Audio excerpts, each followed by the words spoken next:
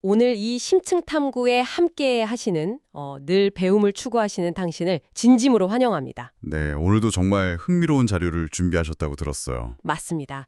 오늘 당신을 위해 특별히 준비한 자료의 심층 분석 기대하셔도 좋습니다. 상상해 보시죠. 우리가 되게 추앙하는 아주 위대한 영웅이 있어요. 네, 영웅이죠. 근데 이 사람이 실제로는 막 편집증에 사로잡혀서 자기 아내를 방패막이로 삼는 사기꾼처럼 행동하는 거예요. 시작부터 되게 파격적인데요. 사실이거든요. 반대로 되게 잔혹할 것 같았던 이방인 독재자가 오히려 가장 도덕적이고 막 윤리적인 결백함을 보여준다면 어떨까요? 완전히 우리가 흔히 기대하는 그 선악의 명확한 흑백 논리가 완전히 박살나는 경험이네요. 그러니까요. 오늘 다룰 고대 텍스트, 즉 창세기 20장의 이야기가 바로 그런 내용입니다. 도덕적 진흙탕이라는 표현조차 좀 부족할 정도로 모든 기대가 완전히 전복되는 아주 복잡한 텍스트죠. 맞아요. 아마 이 심층 탐구를 들으시는 분들이라면 아브라함이 낯선 땅에 가서 아내 사라를 누이라고 속였다. 뭐 이런 기본적인 줄거리는 다들 아실 거예요. 네, 주일학교 단골 스토리잖아요. 그랄왕 아비멜렉에게 아내를 뺏길 뻔했다, 신이 구해줬다, 뭐 이렇게요. 근데 오늘 우리의 목표는 그런 뻔한 요약본을 다시 읽는 게 절대 아닙니다. 그럼요, 저희는 더 깊이 파고들어야죠. 네, 과연 이 겁쟁이 거짓말쟁이가 어떻게 피해자로부터 엄청난 재산을 얻어내고 끝내 막 영웅 영세를 하게 되는지. 그리고 그 피해자인 왕은 왜 복수 대신에 막대한 경제적 출혈을 감수하는지 그 기괴한 인과관계를 파헤치는 게 오늘의 미션입니다. 자, 그럼 이걸 한번 파헤쳐보죠. 아브라함이 네게부 땅, 그러니까 가데스와 술 사이에 그랄이라는 되게 낯선 지역으로 이주를 합니다. 네, 유목 생활을 하니까 이동을 한 거죠. 근데 거기서 아내를 누이라고 속여요. 아니, 가만히 생각해보면 보통 되게 위험한 동네로 이사를 가면 위험한 동네면 몸을 사려야죠. 그렇죠. 범죄의 표적이 되지 않으려고 없던 남편도 막 있는 척 하는 게 상식 아닌가요? 가짜 결혼 반지도 끼고 막 그러잖아요. 현대의 관점에서는 그게 아주 지극히 당연한 상식이죠. 근데 왜 굳이 남편이라는 가장 강력한 보호막을 스스로 해제해버린 겁니까? 진짜 이해가 안 가거든요. 이게 참 재밌는 부분인데 고대 근동, 즉 그 당시의 지정학적이나 법적 메커니즘을 이해하면 이 기이한 행동에 진짜 이유가 보입니다. 아, 그 시대만의 어떤 특별한 룰이 있었나요? 텍스트 이면의 원리를 좀 들여다보죠. 아브라함은 당시 거대한 무리를 이끄는 유목민의 족장이었지만 그랄이라는 강력한 왕국 앞에서는 한없이 취약한 이방인이었겠네요. 정확합니다. 만약 남편이라고 밝힌다면 고대 군주들의 관행상 아주 아름다운 여인을 차지하기 위해 남편을 죽이는 건 잠깐만요. 남편을 그냥 죽여버린다고요? 네, 아주 간단한 일이었어요. 남편은 법적 걸림돌이니까요. 하지만 오빠나 혈연적 보호자가 되면 상황이 완전히 달라집니다. 어떻게 달라지는데요? 남편이면 제거의 대상이지만 오빠라면 뭐 협상의 대상이 된다는 뜻인가요? 와, 정확히 그 지점입니다. 오빠가 되면 아비멜렉은 사라를 데려가기 위해서 아브라함과 소위 신부 지참금이라는 걸 놓고 아, 돈을 지불해야 하는군요. 맞아요. 아주 길고 지루한 외교적, 경제적 협상을 벌여야 합니다. 그러니까 아브라함은 당장 자기 목에 칼이 들어오는 즉각적인 암살 위협을 피하려고 한 거네요. 네, 협상이라는 절차를 통해 시간을 벌고자 했던 아주 치밀하고 고도로 계산된 외교적 지연 전술을 쓴 겁니다. 와우, 그냥 막 겁에 질려서 튀어나온 아무 헛소리가 아니었네요. 생존을 위한 나름의 합리적인 전략이었던 거죠. 하지만 짚고 넘어갈 건 확실히 짚고 넘어가야죠. 그 시간을 번다는 명목하에 자기 아내인 사라는 결국 다른 남자의 하렘으로 끌려간 거잖아요. 그렇죠. 그 상황 자체를 방치한 건 사실이니까요. 자기 목숨 하나 건지자고 아내를 협상 테이블에 매물로 올려놓다니.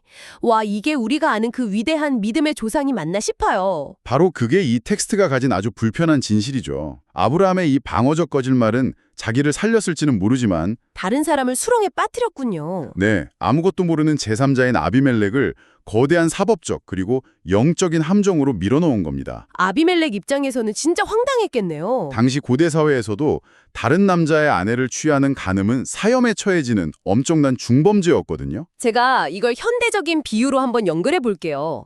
약간 이런 느낌 아닙니까?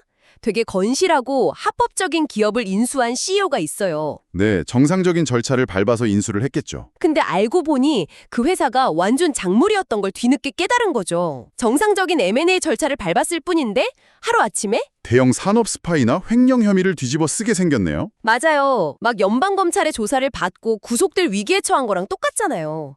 아비멜렉은 자기가 지금 엄청난 국가적 재난의 방화쇠를 당기고 있다는 사실을 꿈에도 몰랐던 거 아니에요. 아주 훌륭하고 와닿는 비유입니다. 아비멜렉 입장에서는 유력한 이방인 족장과 어떤 혼인 동맹을 맺어서 변방의 안정을 꾀하려는 정치적인 목적도 있었겠네요. 그렇죠. 아주 정상적이고 상식적인 통치 행위였으니까요.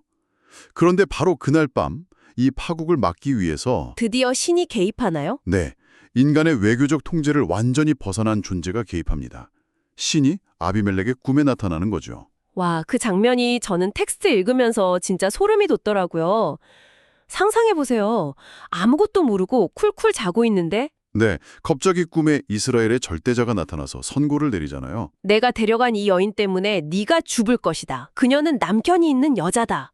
막 이러는데 네, 정말 공포 그 자체였을 겁니다. 보통 이런 고대 문헌에서 이방인 왕이 신의 저주를 받으면 되게 뻔한 클리셰가 있잖아요. 막 벌벌 떨면서 목숨만 살려달라고 빌거나 하죠. 아니면 막 교만하게 맞서다가 번개를 맞고 죽거나요.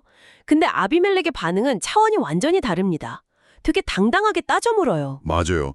주여, 주께서는 의로운 백성도 멸하시나이까? 이렇게 묻죠. 나는 온전한 마음과 깨끗한 손으로 이렇게 하였습니다라고 막 항변을 하잖아요. 이 대목은 사실 고대 문헌 전체를 통틀어서 봐도 대단히 이례적이고 놀라운 순간입니다. 그렇죠. 신한테 막 따지는 이방인 왕이라니요. 네, 이방인 왕이 이스라엘의 신을 상대로 도덕적 정당성을 내세우면서 일종의 법적인 논쟁을 벌이고 있는 거거든요. 온전한 마음과 깨끗한 손, 이 표현이 참 인상적이에요. 이게 단순히 나 몰랐어요, 무지합니다 이런 걸 주장하는 게 아닙니다. 그럼 어떤 의미가 있는 건가요? 고대 근동의 법통에서 사용되던 아주 강력한 법적이고 윤리적인 선언입니다.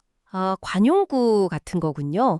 내 행동에는 어떤 악이나 절차적 하자가 없었다. 뭐 이런 뜻인가요? 네, 따라서 나를 심판하는 것은 당신, 즉 신의 공의에 어긋난다는 아주 당찬 항변인 거죠. 근데요, 여기서 제가 진짜 화가 나고 되게 혼란스러운 부분이 등장합니다. 신의 반응 말이에요. 네, 하나님이 어떻게 대답하시죠? 아비멜렉의 결백함을 막 100% 인정합니다. 네가 온전한 마음으로 이렇게 한 줄을 나도 안다.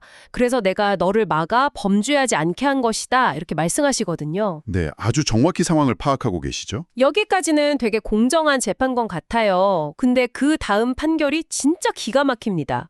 그 아브라함을 부르는 호칭 말씀하시는군요. 네, 아내를 돌려보내라고 하면서 아브라함을 가리켜 선지자라고 부릅니다. 게다가 그 선지자가 너를 위해 기도해야만 네가 살 수 있다고 해요. 이 부분이 현대 독자들에게는 참 받아들이기 힘든 대목이죠. 잠깐만요. 제가 지금 이 심층 탐구를 듣는 청취자 입장이라면 이 지점에서 극도의 불쾌감을 느낄 것 같아요. 이거 명백한 신성한 낙하산 혹은 특혜 아닌가요? 제 식구 감싸기로 보일 수밖에 없죠. 그러니까요. 자기가 살겠다고 거짓말을 해서 무고한 사람을 사형수로 만든 원흉이잖아요. 근데 걔를 선지자로 추켜 세워놓고 가해자가 기도를 해줘야만 결백한 피해자가 살 수 있다. 이게 도대체 말이 됩니까? 고대 독자들은 이 불공평해 보이는 처사를 도대체 어떻게 받아들였을까요? 이 질문이 텍스트의 심장을 찌르는 아주 핵심적인 질문입니다.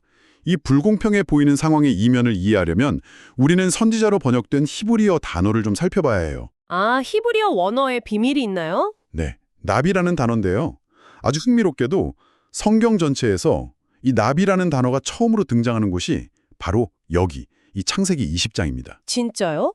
모세나 뭐 다른 유명한 사람한테 쓴 게 아니라요? 네, 도덕적으로 가장 실패한 상태의 아브라함을 지칭할 때 처음 사용된 겁니다. 아니 완벽하고 거룩한 사람한테 처음 쓴 게 아니라 아내를 팔아넘긴 겁쟁이한테 선지자라는 타이틀을 처음 부여했다고요? 도대체 왜죠? 고대 히브리 개념에서 선지자, 즉 나비는 도덕적 무결성을 의미하는 단어가 결코 아닙니다. 도덕적으로 완벽한 사람이 아니어도 선지자가 될 수 있다? 네, 그것은 대언자, 즉 신과 세상 사이의 공직적인 중재자라는 어떤 직무적이고 언약적인 위치를 뜻하는 거거든요. 직업 같은 거네요, 일종의. 맞습니다. 신이 아브라함을 편애해서 그래, 네 죄는 내가 덮어줄게 이렇게 한 게 아닙니다. 오히려 정반대죠. 정반대라고요? 그럼 벌을 주신 건가요? 신은 아브라함에게 이렇게 말하고 있는 것과 같습니다. 네가 만든 쓰레기장이다. 네가 직접 치워라. 아, 네가 싼 똥 네가 치워라 이런 거군요. 네, 아브라함은 자신이 그렇게 두려워했던 그 이방인 왕 앞에 직접 나아가서 자기가 원인 제공자임을 인정해야만 했습니다. 되게 수치스러운 자리였댔네요. 엄청난 수치죠. 그리고 그를 위해 기도하는 중재자의 역할을 수행해야만 이 모든 사태가 해결되는 겁니다. 와, 듣고 보니 특권이 아니라 뼈아픈 책임의 강제 부여였던 셈이네요. 네, 덮어놓고 편대는 게 아니라 네가 벌인 일을 수습할 유일한 창구로 기능해라. 이렇게 압박하신 거죠. 진짜 선지자로 성장하라는 어떤 하드 트레이닝이었군요. 시각이 완전히 달라지네요. 텍스트를 깊이 읽으면 이런 반전이 숨어 있습니다. 어쨌든 극도의 공포 속에서 잠에서 깬 아비멜렉은 아침 일찍 종들을 불러서 이 사실을 알립니다. 그리고 드디어 가해자인 아브라함을 불러 대면하죠. 왕이 엄청나게 화가 났을 테니까요. 왕이 막 소리칩니다. 네가 어찌하여 우리에게 이렇게 하느냐. 내가 무슨 죄를 지었기에 나와 내 나라가 이렇게 큰 죄에 빠질 뻔하게 했느냐. 그 강력한 질책 앞에서 아브라함이 막 변명을 늘어놓기 시작하죠. 네, 그 변명을 보면 진짜 솔직히 한숨만 나옵니다. 총 3가지 논리를 펴거든요. 어떻게 방어를 하던가요? 첫째, 이곳 사람들은 하나님을 두려워하지 않으니까 나를 죽일까 봐 겁이 났다. 둘째는요? 둘째, 사실 사라는 아버지는 같지만 어머니는 다른 진짜 내 이복 누이가 맞다. 거짓말 아니다 이거죠. 그리고 셋째도 있죠? 셋째, 이건 우리가 고향을 떠날 때부터 서로 합의한 우리 부부만의 생존 매뉴얼이었다. 아, 저는 이 3가지 변명을 들으면서 진짜 되게 얄미운 느낌이 드셨나 봐요. 맞아요. 그 얄팍한 사기꾼들이 계약서 밑바닥에 막 깨알 같은 글씨로 적어놓은 그 숨겨진 조항 있잖아요. 아, 돋보기로 봐야 보이는 그 파인 프린트 말씀이시죠? 막 그거 들이미는 모습이 떠올랐어요.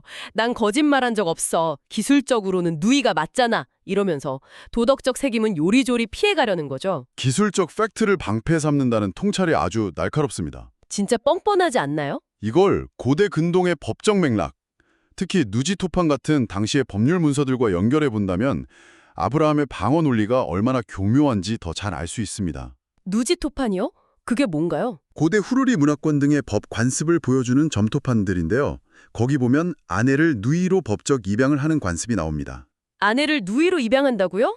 왜 굳이 그런 이상한 짓을 하죠? 누이의 신분이 아내보다 사회적으로 더 강력한 법적 보호를 받았기 때문이에요. 어떤 명예나 재산권에 있어서 혜택이 있었거든요. 아, 그러니까 아브라함은 이거 절반의 진실이다 하면서 그 당시의 법적 맹점을 막 교묘하게 이용한 거군요. 네, 아주 지식인이 할 법한 변명으로 자기의 비겁함을 합리화하고 있는 겁니다. 하지만 여기서 우리가 진짜 주목해야 할 건 그의 법적 꼼수가 아닙니다. 그럼 뭐에 주목해야 하죠? 바로 그의 치명적인 편견입니다. 아, 그 첫 번째 변명 말씀이시죠? 이곳 사람들은 하나님을 두려워하지 않는다고 자기가 지레짐작했던 부분이요. 그렇습니다. 아브라함은 자기 자신과 자신의 부족만이 도덕적이고 영적인 존재라고 믿었어요. 저 성벽 너머의 이방인들은 다 신을 두려워하지 않는 야만인일 거라는 오만한 편견에 사로잡혀 있었죠. 완전 두려움이 만들어낸 괴물 같은 투사였네요. 맞아요. 하지만 텍스트가 보여주는 실제 결과는 그의 예상을 아주 처참하게 박살내버립니다. 맞아요. 아비멜렉과 그의 신하들은 신의 경고를 듣자마자 어떻게 하죠? 심히 두려워했다고 아주 명확하게 기록되어 있잖아요. 아브라함이 야만인이라 규정했던 그 이방인들이 오히려 신의 말씀에 즉각적으로 반응하죠. 엄청난 영적, 도덕적 민감성을 보여준 거네요. 반면에 스스로 문명화된 신의 사람이라 자부했던 아브라함은 어땠나요? 두려움 때문에 막 비열한 속임수를 쓰고요. 이게 참 아이러니한 겁니다.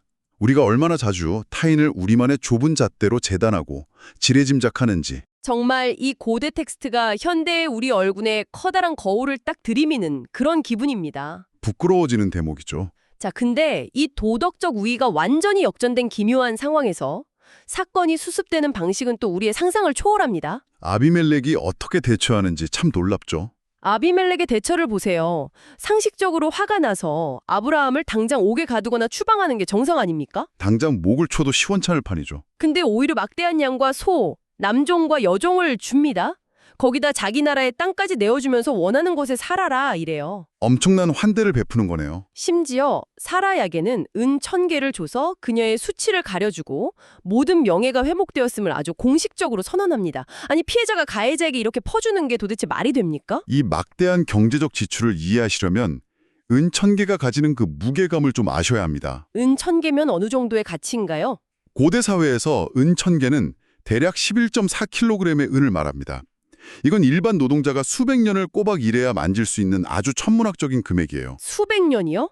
와, 진짜 엄청난 거금이네요. 아비멜렉이 바보라서 가해자에게 돈을 막 퍼준 게 아닙니다. 이것은 자기 왕국을 지키기 위한 아주 고도의 정치적, 법적 배상 절차, 즉 일종의 합의금입니다. 아, 은을 줘서 눈을 가리게 한다 이 표현이? 네.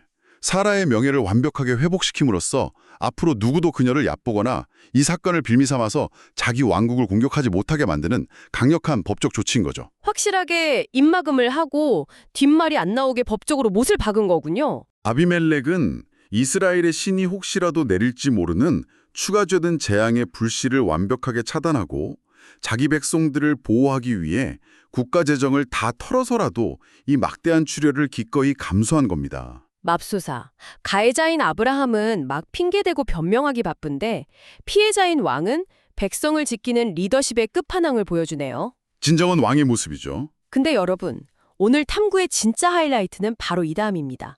상황이 다 정리되고 아브라함이 기도를 하자 하나님이 아비멜렉과 그의 아내, 여종들을 치료하셔서 다시 출산하게 하셨다 이렇게 나오거든요. 네, 해피엔딩처럼 보이죠. 그리고 마지막 구절은 이렇게 딱 쐐기를 박습니다.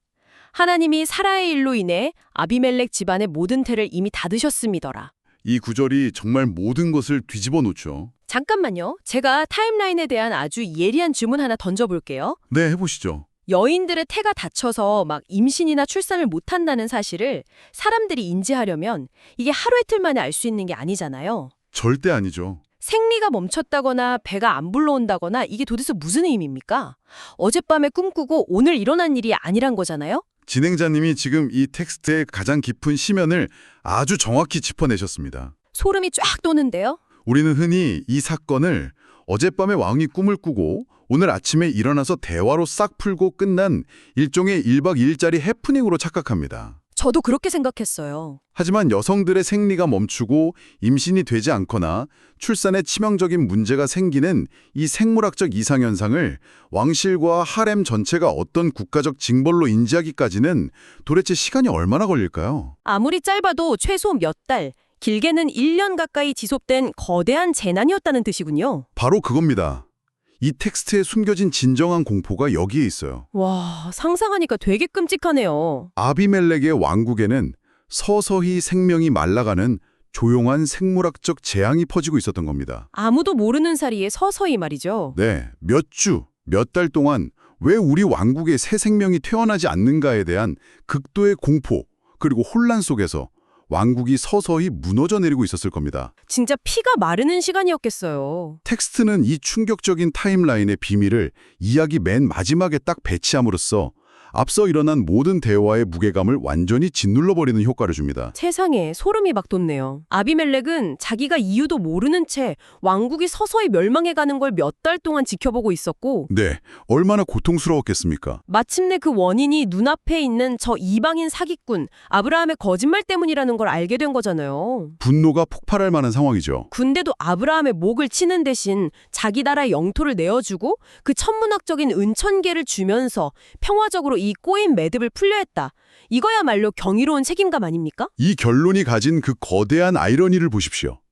고통의 씨앗을 뿌린 자는 두려움에 떨며 핑계만 대던 아브라함입니다. 정말 비겁했죠. 하지만 동시에 그는 중재자로서 기도를 통해 그 저주를 푸는 열쇠를 손에 쥐고 있어요. 신이 그렇게 정했으니까요. 참 불공평해 보이지만 어쩔 수 없는 현실이네요. 반면 아비멜렉은 자신이 저지르지도 않은 죄, 그 사태를 수습하기 위해 진짜 뼈를 깎는 희생을 감수했습니다. 다 떠안는 거네요. 네, 그는 이방인이었지만 진정한 리더십과 흠결없는 도덕성이 무엇인지, 그리고 재난읍에서 통치자가 어떻게 책임을 져야 하는지를 완벽하게 증명해냈습니다. 정말 대단합니다. 당신을 위해 오늘 저희가 아주 깊이 파헤친 이 자료는요. 결코 단순한 고대 신화가 아닙니다. 현대인들에게도 많은 걸 시사하죠. 두려움이 어떻게 끔찍한 편견과 거짓말을 낳는지, 도덕의 경계가 얼마나 쉽게 휙 뒤집어지고 역전될 수 있는지. 그리고 인간의 그 얄팍한 꼼수와 속임수를 뚫고 일하시는 신의 섭리가 얼마나 복합적인지를 아주 잘 보여주죠. 맞아요. 정말 무서운 텍스트예요. 우리가 외부인이라 규정하고 막 멸시하는 누군가가 사실은 우리보다 훨씬 더 온전한 마음을 가지고 있을 수 있다는 뼈아픈 경고이기도 하고요. 네, 우리 자신의 편견을 돌아보게 만듭니다. 자, 오늘 이 심층 탐구를 마치면서 당신이 일상으로 돌아가 막 스스로 곱씹어 보셨으면 하는 되게 도발적인 화두를 하나 던지고 싶습니다. 어떤 질문일지 기대되는데요. 이 거대한 소동이 다 끝나고요. 막대한 은보화와 양떼를 이끌고 자신들의 텐트로 돌아간 아브라함과 사라 부부를 한번 상상해 보십시오. 참 어색한 귀갓길이겠네요. 표면적인 위기는 이방인 왕의 희생과 신의 개입으로 어찌어찌다 해결이 되었습니다. 아브라함은 부자가 되었고 목숨도 잘 건졌죠. 외형적으로는 아주 큰 이득을 얻었어요. 하지만 이 부부의 내부적인 관계는 과연 어떨까요? 글쎄요, 예전 같진 않겠죠. 남편이 자기 목숨 하나 부지하겠다고 아내를 완전 사지에 밀어넣고 들통난 후에도 막 그거를 이복누이라는 절반의 진실이다. 아니면 우리 부부의 생존 매뉴얼이었다. 이러면서 정당화하게 바빴잖아요. 핑계대기 급급했죠. 그 잔인한 배신감을 사라는 도대체 어떻게 받아들였을까요? 그 텐트 안에는 아마도 숨막히는 침묵, 그리고 완전히 산산조각난 신뢰의 파편들만 뒹굴고 있지 않았을까요? 상처가 쉽게 아물지 않았을 거라는 생각이 드네요. 우리는 스스로를 보호한다는 명목으로 가장 가까운 사람을 교묘하게 방패나 수단으로 삼은 적은 없는지. 참 뼈대는 질문입니다. 그리고 그렇게 합리화로 대충 덮어버린 그 관계의 흉터는 과연 어떻게 회복될 수 있을지 오늘 당신만의 답을 꼭 한번 찾아보시길 바랍니다. 오늘 이야기의 여운이 아주 길게 남을 것 같네요. 오늘 저희가 준비한 심층 분석은 여기까지입니다. 당신의 배움의 여정에 의미 있는 이정표가 되었기를 바라며 끝까지 함께해 주셔서 감사합니다.